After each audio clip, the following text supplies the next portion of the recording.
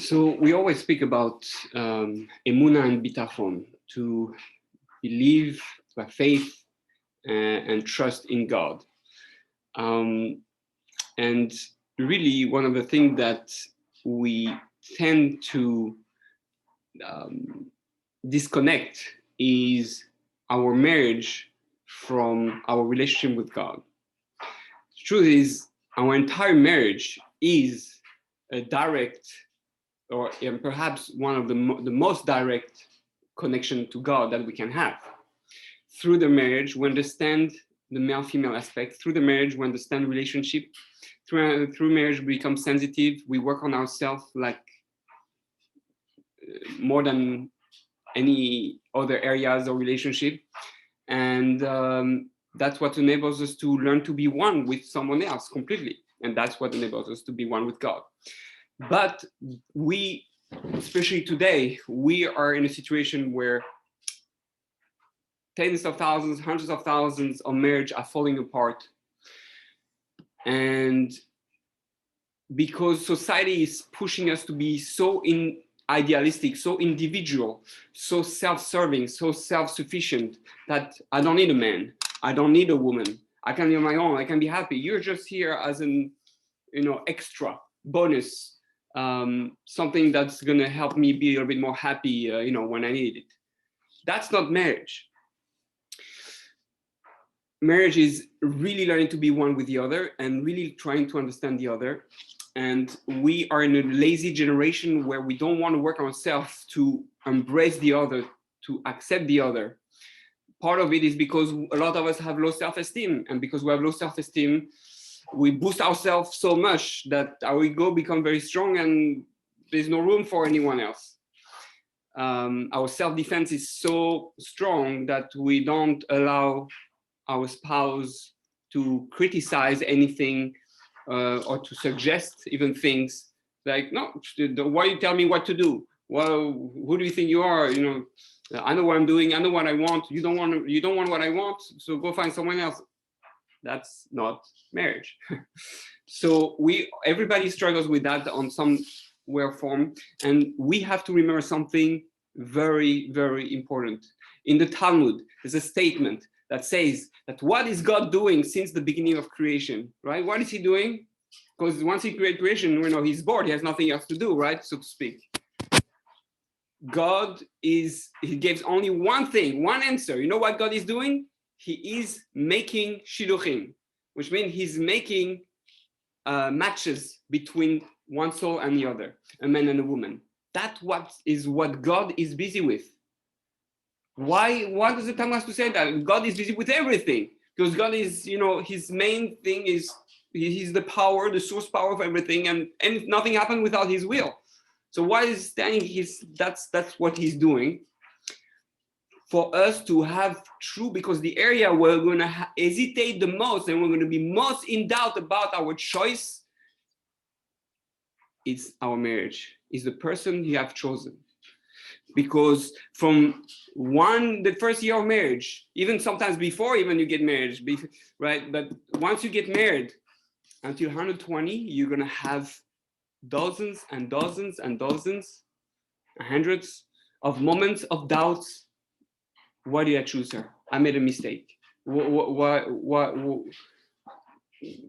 I'm not in love with her? Why I'm not passionate with her? Why we have so many problems in our marriage?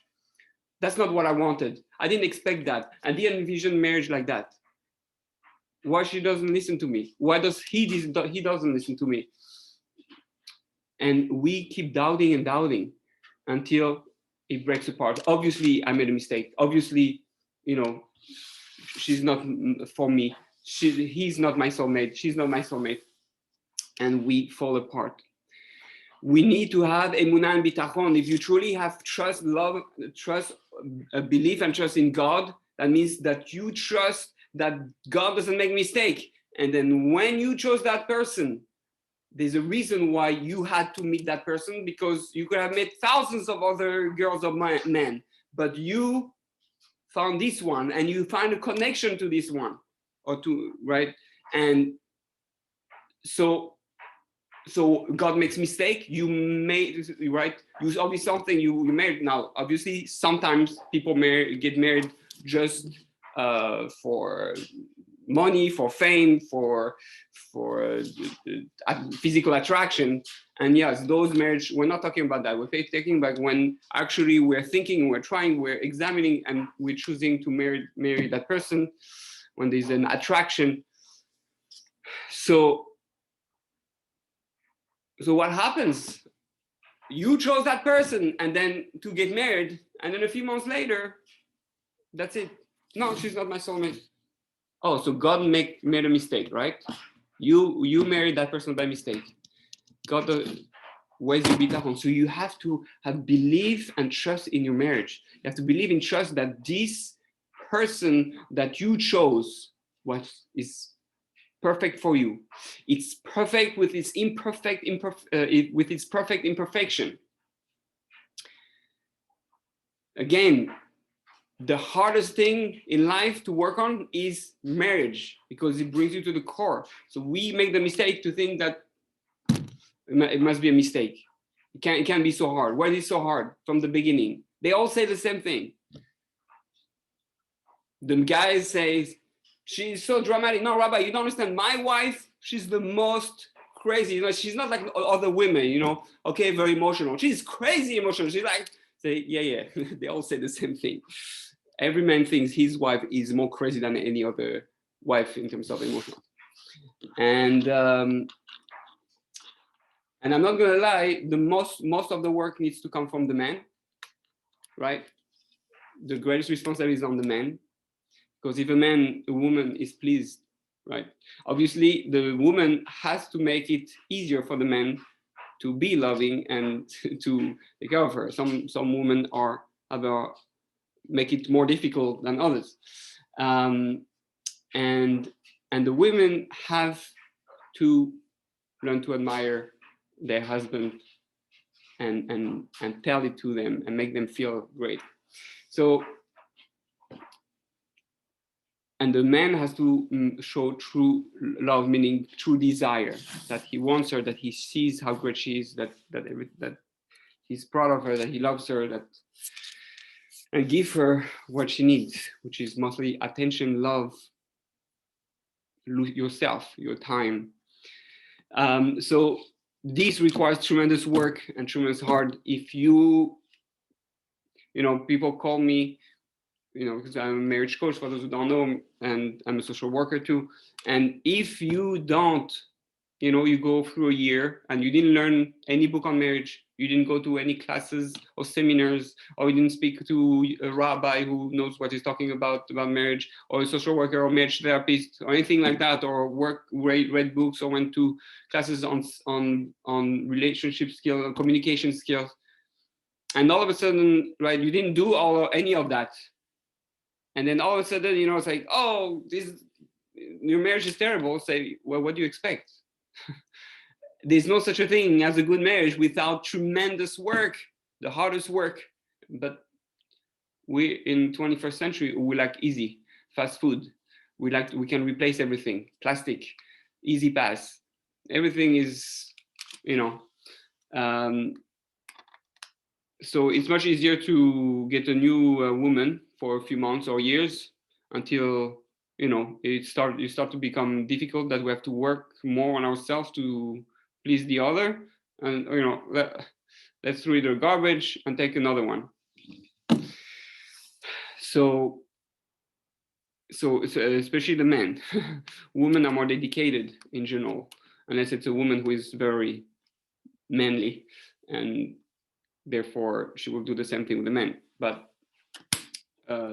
we have to understand that you need to have bitachon, emunah, and bitachon in your marriage, to trust that this is not a mistake, to believe that he or she is the purpose, the main thing, the numero uno, primary being for you. Is one person that you have to make happy in this world, one person that you need to make feel love. That's your priority. That's your spouse. Can you do that? God says, I don't care about any others, even your kids after. Kids, it's easy. You love them naturally. It's from you. To love another, that's what we said. I love someone else. That's the great word in the Torah. What does the word in the Torah? It's just to love someone else, someone of another. Yeah, it's nothing harder. This is your marriage. Love Irecha is it's your loving friend. So some say it speaks about the spouse. Some say it actually speaks about Hashem. Kamocha. Love yourself. You love her. Anything you would do for yourself, do for the other. You trust that you made the right choice, then you have to trust God that He made the right choice too at the beginning, right? And now then we have to have faith and trust that this is the process, that the difficult process is normal. It's like saying, oh, what's happening? I want a baby. What's happening? My belly is growing. It's something wrong. I don't want that. There's a mistake. There's a mistake. For 9 months, and say, I can't anymore. It's too much. It's too difficult, too painful. And then after 9 months, the baby comes. Same thing with marriage. Why there's something growing, something potential for true love, potential for real life, to potential for true unity, to true connection to God. But we feel it's changing us. We're being deformed. We become, I'm not me myself anymore, and that's not what I signed for. Why things are changing? Because that's the process. That's the way it goes. If you don't get that, you're not going to succeed. So may we all have, and sometimes when the hardest moment comes, right? The 9th month when we give birth, that's the most powerful moment. Sometimes when the things are the hardest in our marriage, that's the moment of the pivotal moment where everything can change, where we can realize the big picture, where we can realize, the true problem inside me, or right, and really make the work.